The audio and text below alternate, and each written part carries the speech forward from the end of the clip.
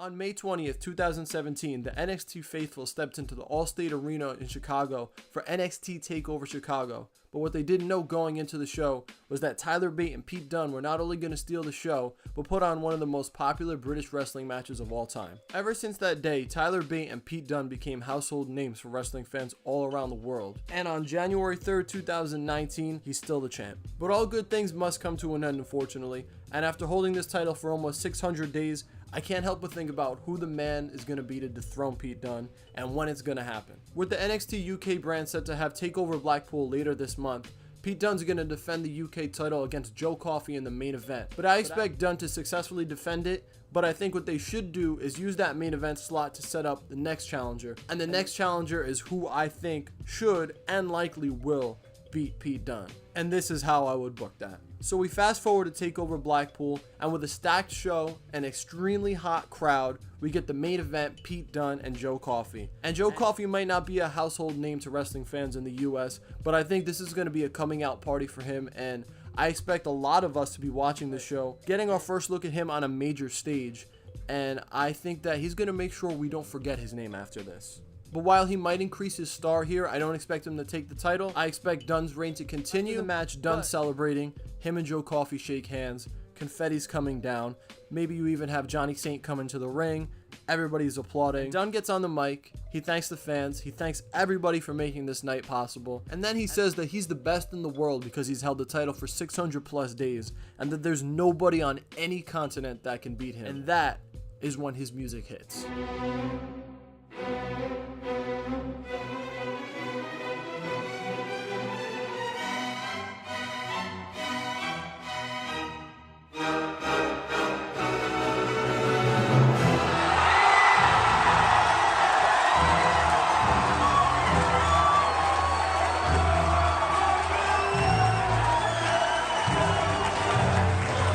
Walter comes down to the ring and stares Pete Dunne in the face, does his trademark pose, and the show fades to black with the image of those two staring each other down. So with this, we established that Walter is going to be the next challenger to Dunne's title, and I would have Walter beat him for it and end his incredible reign.